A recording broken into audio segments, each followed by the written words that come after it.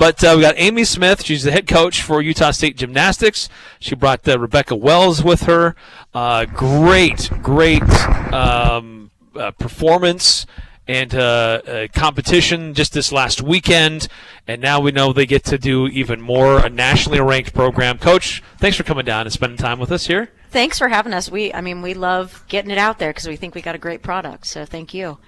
You do. I mean, top 25 program. Absolutely. You just won your conference. Yeah, Coach, when we say conference champions, what does that mean to you? It still hasn't totally sunk in. I keep getting chills every time it's said to me. It was an incredible weekend. You know, we started off the meet on our highest ranked event and knew that we needed to come out and put a stamp on that right from the get-go, and we did that, and we led the whole meet the entire time and just really didn't look back, and it was awesome. It's a good conference. I mean, there are routinely nationally ranked teams that come out of this conference, and for you guys, you've been on this trajectory for a while now, so you've reached that. What's that kind of like for you to be able to do that and reach that kind of level? Yeah, you know, MRGC, we're no joke. Like the 4 teams that are in our conference are always in the top 25. So it really is a battle, and really on Saturday we just said, why not us? You know, we're going to come out and we're going to come out kicking and screaming and demand that it's going to be us at the end of the night. So, but yeah, I mean, it really has been a process since I got here. I'm in my 5th year right now, and you know, this is what we have been building for and doing that. So to finally see it come to fruition this weekend, and just for the girls too, it's been incredible. It's been really cool, and just them realizing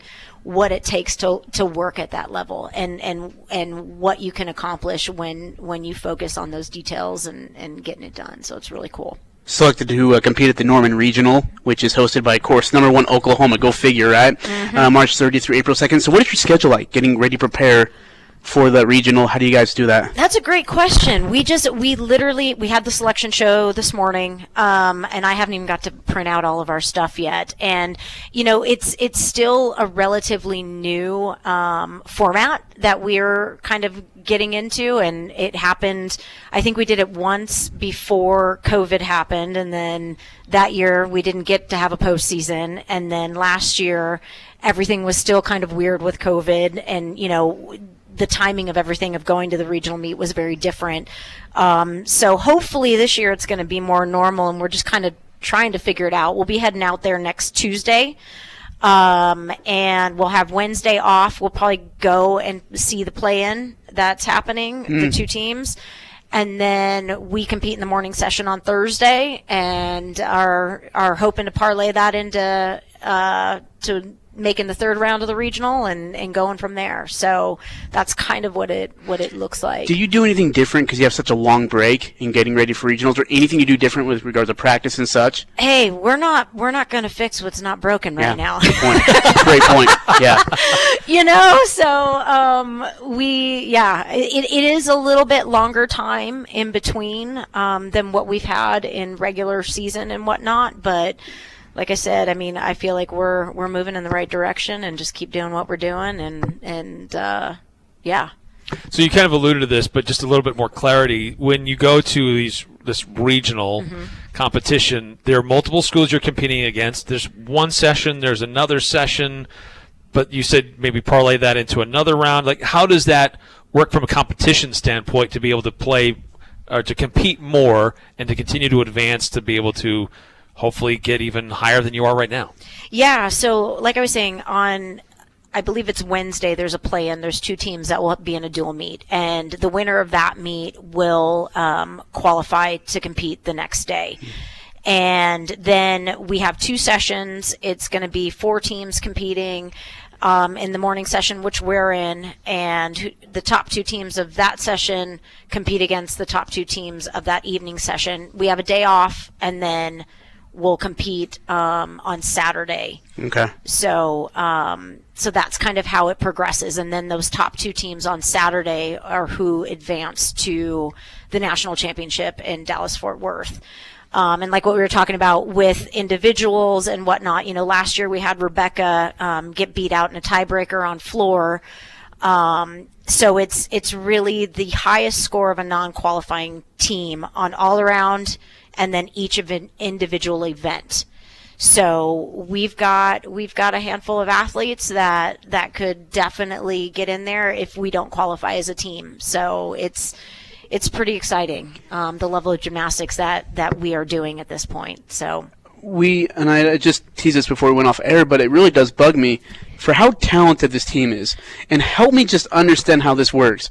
But only 6 teams go, but your team is for as well as you've all scored. Like, they can't just find a way to send 20 teams to the title. I don't get this. It's 8 teams, and I was saying, it's a relatively new format that we're working with. It's been in the last 5 years. It used to be 12 that went to NCAAs, and as our sport has grown and we've gotten more notoriety, and we got Friday Night Heights. There's so much more TV time for gymnastics right now, and the concept of it was, if we go down, like back when there was 12, you would have a bye. There'd be 6 teams competing. So it the meet didn't have a really great flow to it. Obviously, you never want to take those opportunities away, but we as an organization felt like it was a better package to have the 4 on the floor and have that championship meet, have the 4 teams, nobody leaves the floor. It's a better product for television, and that's kind of what we wanted, that validation to be able to get our national championship. I think last year it was on ABC, and it was live, and that was huge for us. And we've just continued to build. We're getting programs added right now, and it's a really exciting time. Like I said, you hate to take those 5 opportunities away, but in the big picture, I think it's really going to help our sport. It's a great answer. It's a great attitude to have too. Coach, we've talked about Rebecca. She had a great year last year. She was just there, had an opportunity to do even more amazing things. Another great year this year. But putting your roster together, like, this is a culmination of not just how they've done in the meets this year, but also how you did in recruiting to get the right athletes here and to prepare them properly in the off season. I mean, this is a long culmination to get to this point. I mean, it's a marathon. I can only imagine. I mean, so from a coaching staff, I mean, what's that like, just to be able to see these athletes compete at such a level, be recognized like that, and to see, okay, you've got a chance to achieve some really, really cool stature if you keep going the way you're going right now. I mean, it's been so cool, and I can't believe you're a junior and that we're in year 3. But yeah, to see them grow as athletes and as people, and realize what they're actually capable of doing. I mean, as a coach, this weekend was a dream for them. You guys can achieve those things. So it's been very, very cool. Yeah.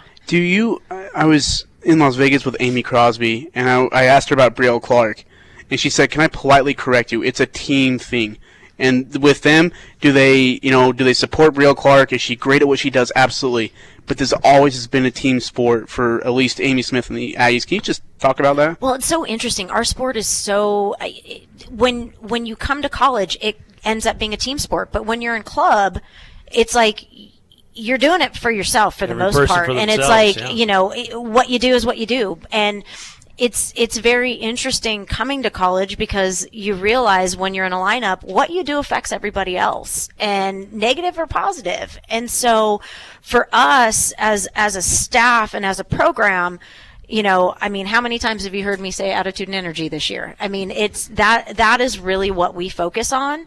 And if the attitude and energy is in line and where it needs to be, the gymnastics is going to be easy, because we know we've got the gymnastics where it needs to be. But it's all up here at that point when you are at that level. So that was one of the things that really came together for us this weekend, of them really trusting in that and saying, okay, we're going to do this. So it was very cool.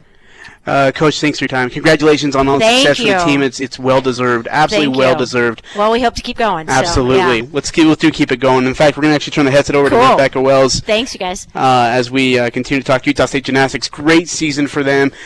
Surprise, surprise, though, Eric. Rebecca Wells was named the Utah State Student Athlete of the Week for a great performance last week. She was phenomenal in leading the Aggies to a conference championship. Rebecca joins us now here in the Full Court Press. Rebecca, hi, how are you? I'm good. How are you? So good. It's good to have you. So what does it mean to you? I'll ask the same question I asked to Coach Smith. Conference champs. How does that sound? It sounds amazing.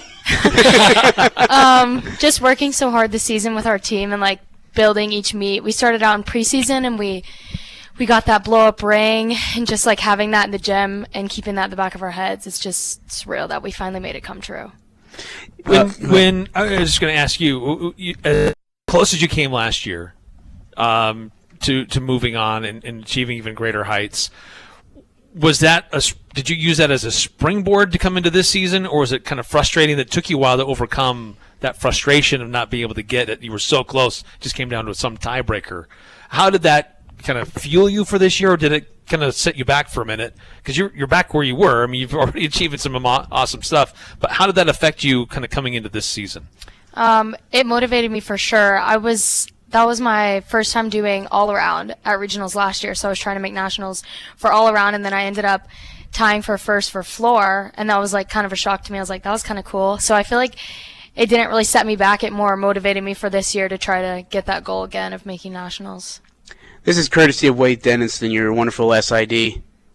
This is crazy. You are the third Aggie gymnast to win the MRGC all-around title with a 39.4, which is the second best score for a conference championship meet, and tied for 11th all-time in school history. You're also tied for second on vault with a 9.850, tied for 7th on bars at 9.8, and tied for 7th on the beam 9.85, and tied for 12th on the floor at 9.8. So let me just ask you first, what is your best routine? Is it beam, floor, or vault? Because mine's the floor. I just want to make that very clear. I would say beam. Probably beam. That is incredible. Love Amy for the beam. But what did you come in with a goal for you individually that you wanted to improve on something, or is it just like, you've had this routine or idea that whatever you're going to do is, you're going to be your best at, or did you have any improvements or goals that you had in your mind going into the season? Mainly bars, because after freshman year, I stopped training bars for a few months, and then my coaches got me back into it, and then I've improved a lot on bars, and I've had a bunch of goals that I've set for myself that I've achieved, so for sure bars. That's awesome. Well, unfortunately, we're up against the clock. But can we ask you really quickly, though, excited to go down and take down Goliath over there in Oklahoma? So excited. We're ready. Well, we're excited for you. And I did it quickly, just a greatest season you've had. You've got some teammates that are having amazing seasons. How does it help you compete better when you've got somebody else already on your roster who you see all the time? Like, they're doing awesome. I got to keep up with them.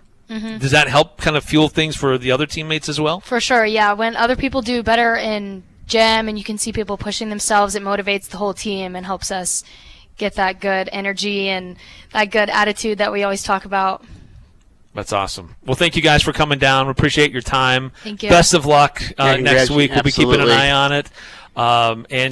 So there's opportunities, as Coach said, that if the team, by some weird chance, doesn't make it, individuals still can advance. Yes. So at nationals, there's individual opportunities outside of what the team does. Yes. Awesome. Well, one for all for one. Let's just go together. Yes. That's even better. We'll do it together. Even better. All right, go get them. Have fun. Thank you. Good luck to you guys. That's Thank awesome. you, Coach Amy Smith, Rebecca Wells. Thank you for your time.